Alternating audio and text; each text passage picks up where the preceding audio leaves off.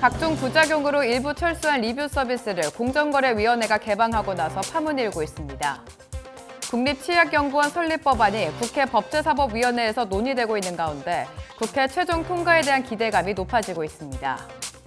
치과의사도 보건소장으로 임용될 수 있도록 법적 근거를 규정한 개정안이 국회 본회의에서 최종 통과됐습니다. 보수교육기관이 보수교육 4점을 승인받기 위해 갖춰야 할 기준이 완화될 전망입니다.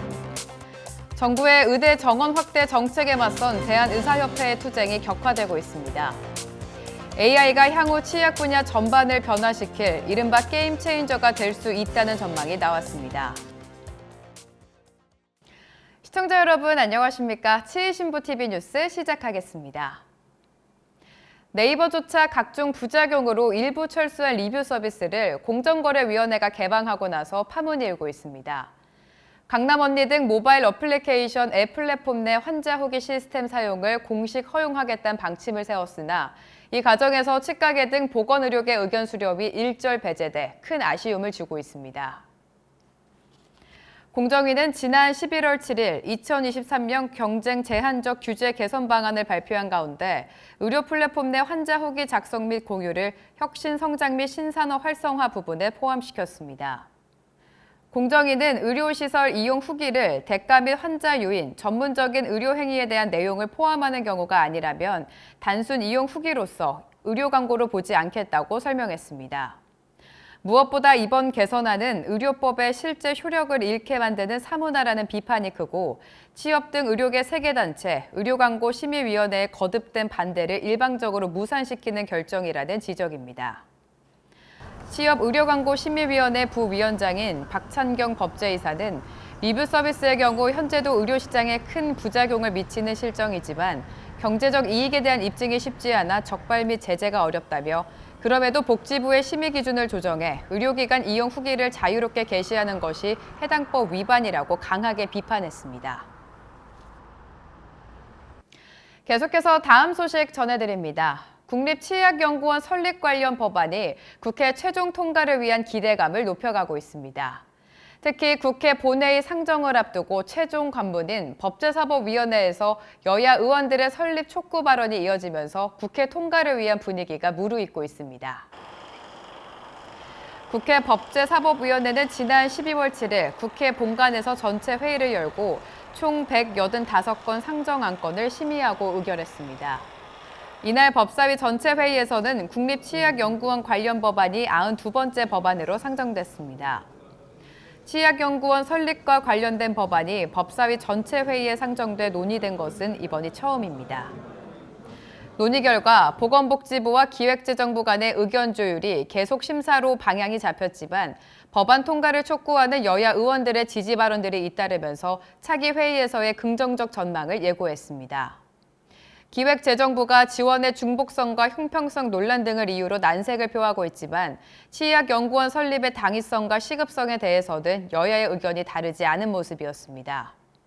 국회 관계자들은 법제사법위원회가 12월 20일과 28일 두 차례 개최 예정인 본회의 전날 전체 회의를 열 것으로 보여 차기 법사위 전체 회의에서 통과가 될지 이목이 집중되고 있습니다. 다음 소식입니다. 최근 충청권의 치과대학 설립 요구가 거세지고 있는 가운데 치과 의료가 부족하다는 주장이 설득력이 없는 것으로 드러났습니다. 오히려 충청권의 의료 자체 충족률은 타 지역 대비 높다는 분석이 나왔습니다. 건강보험심사평가원은 최근 지자체별 맞춤형 보건의료 현황 분석 보고서를 충청남도와 충청북도 편을 발간했습니다. 분석 자료에 따르면 충청권의 의료 자체 충족률은 충청남도가 71.4%, 충청북도가 67.4%로 타지 대비 오히려 양호한 것으로 나타났습니다.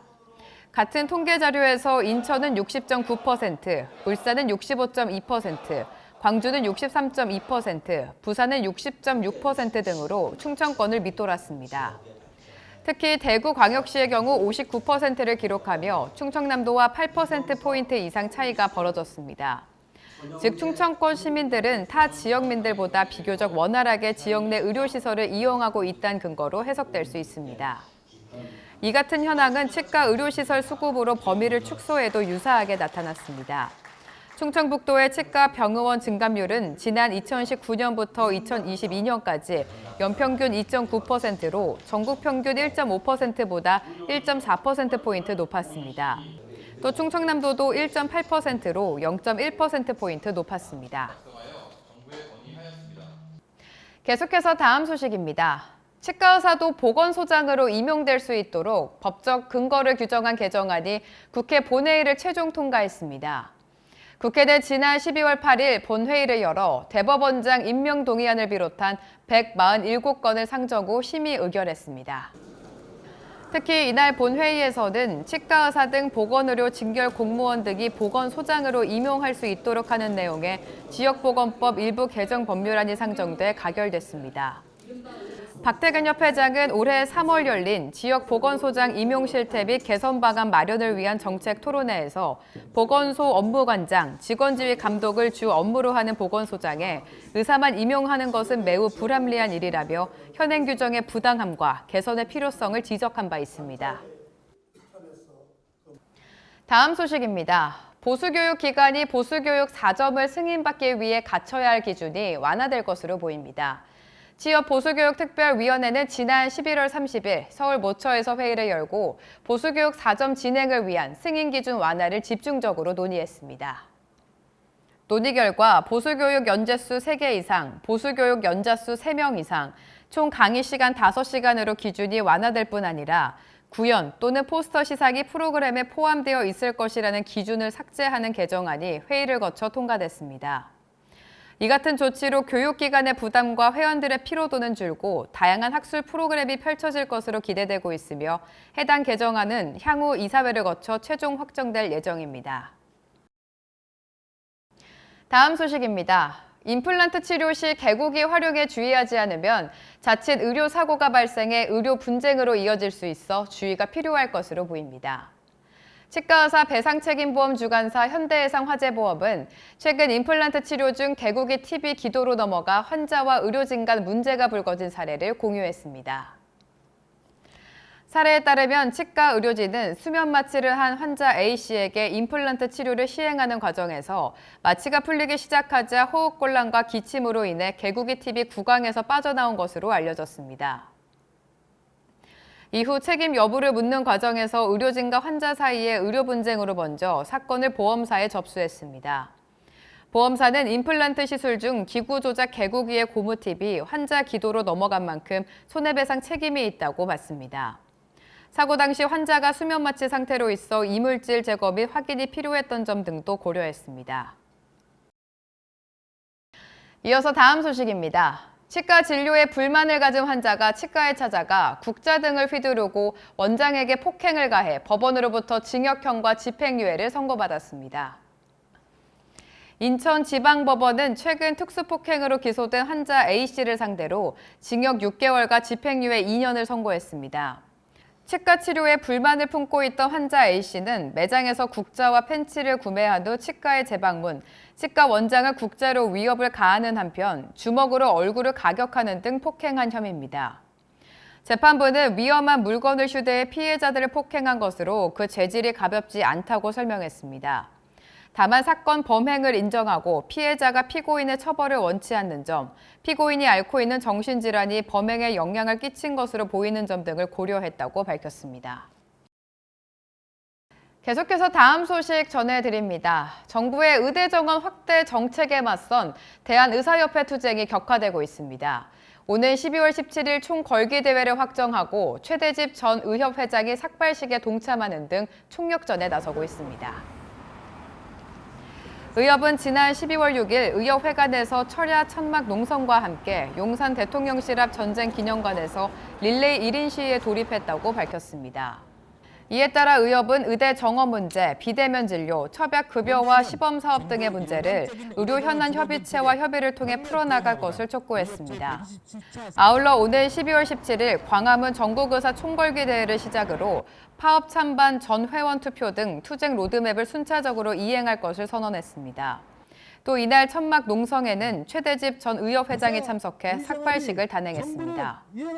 이필수 회장은 전국 14만 회원과 2만 의과 대학생들을 하나로 집결해 정부의 일방적인 의대 정원 등원 추진을 적극 저지해 나갈 것이라며 우리 모두 힘을 합쳐 대한민국 보건의료가 올바른 방향으로 가도록 힘을 모으자고 밝혔습니다. 계속해서 국제뉴스입니다. 치의학 분야 전 세계 석학이 한자리에 모여 AI가 치과 의료에 미칠 영향을 진단하는 자리를 마련했습니다. 이들 석학들은 AI가 향후 구강관리부터 진단과 치료에 이르기까지 치의학 분야 전반을 변화시킬 이른바 게임 체인저가 될 수 있을 것으로 내다봤습니다. 미국 하버드대는 최근 AI와 치과 글로벌 심포지엄을 개최했습니다.